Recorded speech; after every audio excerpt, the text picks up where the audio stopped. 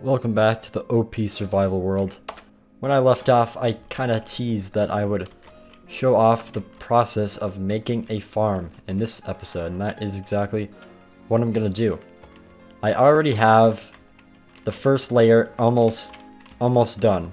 I think this would actually function, but it's still not filled out completely. So I'm kinda gonna just go through this on camera and then skip the long, tedious parts, but cut back a lot more often than I normally would. So I'm just gonna start putting some dirt on this layer because this is where the next layer would go. Just kinda to fill the time while I wait for some of these to grow, and also to free up some inventory space for bone meal. So I'll just do that for now. I know it's not much of a difference, but I can empty some stuff in here. I'll do that for now, and then I'm gonna go grab a bunch of bone meal from over here, and then we're gonna grow some beetroots by hand because you can't plant the beetroot fruit or vegetable, whatever it is, by itself. You have to use seeds, and when you harvest them, the villagers will only pick up the beetroots themselves. They won't pick up seeds, so I have to get the seeds manually, which is going to be more difficult than it was for the carrots. So got plenty of bone meal in here, I see. I don't know why it fills up only in there and not the other flower farm, but that is not a concern right now. So let me get back here. I know it's lagging a lot. It always lags when coming into this area. That's just how it is. How it's always going to be. So let me try to get down here without trampling anything. There we go, perfect. And let me grow these up and then harvest them like this. Oh, yeah. Do that. Here we go. And then just plant these as I go. It'll take a long time, and I'll also need to get some extras for each layer. I'm not gonna do 5 layers like I have here. 1, 2, 3, 4, 5. Yeah, not gonna do 5 layers. That would be kind of overkill, I think, because beetroots are not something I even need.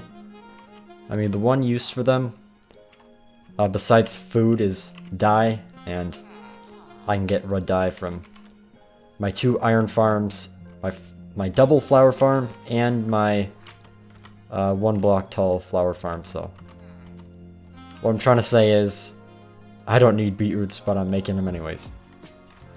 Alright, I think I've planted enough. I haven't covered up the whole thing.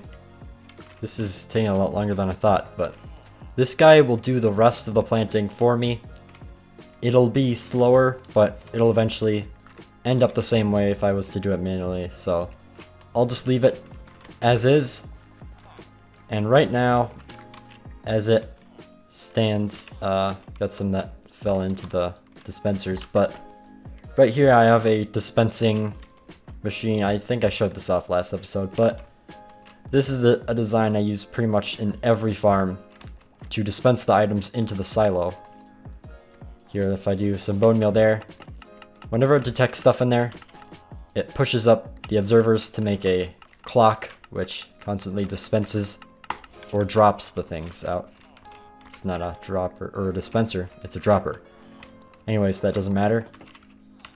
That's how it shoots it all up, and then we've got a water elevator for each one that takes it up into the silo itself, and then it flows down and then fills up at the bottom. Some other designs I tried started filling up all the way up there and then went down, and that was just not gonna happen. So this is the most efficient way I found, with kind of the size that I wanted. So back to the farm. I do have the dispensing mechanism all set up, but I haven't gotten the glass tower or the chests and hoppers set up. So that means that nothing will be stored that this guy makes. He's still planting some stuff and it's growing. Everything's working, but when he tries to throw them to that guy, they'll just get shut out right there onto the ground. So what I'm gonna do now is collect a bunch of red glass, and I'm gonna build up all the way to build height. 4 separate pillars to make a tube that goes all the way up to build height. So this is probably the most boring part of making farms. It takes a long time. Sometimes it's annoying to gather resources like glass. I have to go to a desert that's way back out there, maybe like 1,000 blocks or maybe even more out there, collect sand, put it in my auto smelter, get the glass, dye it, and then bring it here. That's everything I've got to do constantly whenever I make one of these. It's pretty tedious. It's very annoying, but it's worth it to store so many items. From build height all the way down to almost bedrock. So let's see, am I almost all the way up there? Kind of. Maybe like 50 more blocks to go. 70 more like. Still a lot. And this is only 1/4 of the glass. Oh, I'm out of glass actually. I can get rid of that. I've got some more in the chest over here. I'm not going to do all this on camera, so I'll see you back when I've got the glass tower done. I have finally completed all of the glass tunnel or tower. I don't know what you would call this. Water elevator. Whatever you want to call it, I finished the glass part. And now I have to place water here. So that will flow down the whole thing. And in order for water elevators to work, I need 2 things. 1, soul sand at the bottom. That's not very hard. What's the difficult part is all of this has to be a source block. And right now, only this right here is a source block. If I pick up water and put it right there, that would be a source block. So I have to change all these into source blocks, and the easiest way to do that is placing kelp along this entire thing all the way up and then destroying it. And that will change all of them into water source blocks. So I don't have the kelp on me, but, oh, lagging. It is over here in my main chests over here. Fly down nice and safely right here. This will be enough. And just to make sure, I'll grab some soul sand too. Alright, we're coming back. It looks like the water has gone all the way down. I think it's lagging quite a bit. Yep. The water has made it all the way down. Let me block or break that. Break that. Put the soul sand. Get under here with the elytra. And all I gotta do, hold space and right click and just go all the way up. So another pretty boring part, but this isn't nearly as long. I'll see you back when I get to the top of this. Here we are at the very top, all the way at the build limit, and now I go all the way back down and then break it. Let's try not to die. Ooh, took a bit of damage there. Boop, there we go. Now all those will go back up, and I'm gonna go collect those to use for later. And now, whenever any beetroots get dispensed out of the machine, they will go all the way up here, and they'll just be bouncing. And we don't want that. We want them to flow into a storage system like all those. So now what I have to do is place a bunch of chests and hoppers that go all the way up. The way I do this is I always start off with 2 chests right next to the item elevator, then a hopper, and then a chest here. And then I build up all the way to the build height in the middle with chests. And that is because there will be no hoppers in the middle. You can see here, chest, chest, chest, chest. They are each part of a different chest that goes a separate way, but there's a chest in the middle for each one. That's all I'm gonna do for now of that. And for here, what I like to do is I put one in my offhand, one in my main hand, hold down crouch, space, and put my finger on the F key, and then alternate pressing F and right clicking, which does this. Oh, let me get back up there. There we go. Might take a while to get into the flow of things, but this is basically all I do, going all the way up. And then I do pretty much the same exact thing right here. Just doing this. I ran out of chests for now, so I'll have to go get some more wood.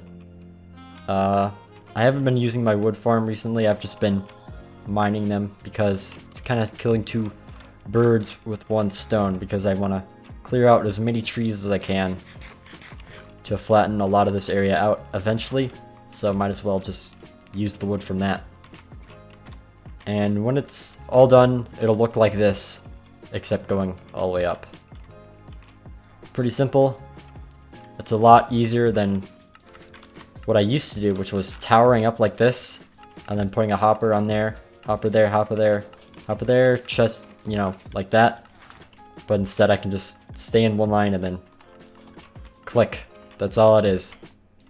It's pretty brain numbing, boring, but it gets the job done. And that's kind of just what you gotta do. I ran out of chests during that time lapse, but I finished it without recording the time lapse. So here we go. Even got a lot more to spare. I'll definitely use that for later. But now we gotta connect these. So how do I do this? First, cover that. Go down here. Hopper in the offhand. Silk touch. Oh wait, no, this is not far enough down.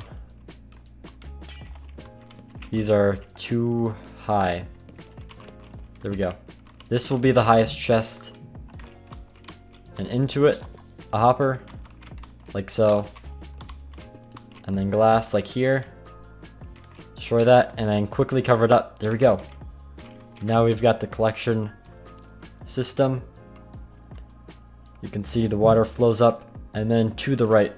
So all the items that go up there will end up above the hopper. And then it'll go in, and then down the system it goes. I put a roof on so it doesn't hop up and down constantly. I've never had a problem with items getting stuck in the corners. It always works. So let me head back down. I want to get down fast, but not trying to die, so let me put some item frames on here to kind of say what we've got in the chest. I don't think there will be anything so far. Yep, just a hopper from when I destroyed one up there. It has been dispensing some beetroots, but I think they despawned before I even put the water in. And look at this, almost completely full. So big, pretty much this big area was all done by the villager. So now that we've got the collection system done, I'm gonna leave this as is. I'll check back in the future, and if these aren't filled in, then I'll just do that manually. I got an egg for some reason, I don't know why. Probably from up there. I was collecting wood from up there. So now I'm gonna cover this in dirt and then get started with the second level. So let me finish this dirt and then we'll get started. I guess we kind of have gotten started. Now that all the dirt is in place, it's time to work on the glass. So let me just check real quick. Yeah, I can place glass here. And then all along this side is 2 tall glass. And then I'll have a layer of glowstone and smooth stone. And that will pretty much be the end of this layer. Each layer is 2 blocks tall. Actually, no, I'd say it's 3. The bottom, and then those 2. At the bottom, those 2, 3 blocks tall. So pretty easy compared to my iron farm, which is a lot of work for each layer. I've only gotten 3 or 4 maybe. I think it's 3. So let me put in the walls. A bell to attract the villager, and a fletching table to get. Oh, look at that. It's dispensing. Good to know it's working, and then maybe in a minute it will finally be done sorting through the whole thing. But anyways, we got the bell to attract a villager, and this to give a job to a villager that we have on this spot. I've already explained it with the carrot farm, but I don't have any minecarts. Before I get working on that, I'll put in the water, which needs to be, oh, not right there. Right here, and then it lines up on each side, and also 1 block in the middle. Let me get all these dug out, and then right in the middle, about right there. I'll put slabs, waterlog them, so that when I till everything, it'll be that nice brown soil. Now that all the water is in place with slabs, I'm just going to till everything like so. And then we'll almost be ready to put the villagers in. Now that that is done, I'm just gonna focus on getting this villager all set up. So we gotta put that there. Another hopper minecart on top of it. Destroy that. And to make sure they can't cross this, I'll put a trapdoor on the very top. So there we go. Nothing can cross that, and they won't even try, because that's how pathfinding works. So there we go. That guy's got a job, and he can't get out no matter what. Now for these, I'm gonna cover it up with carpet.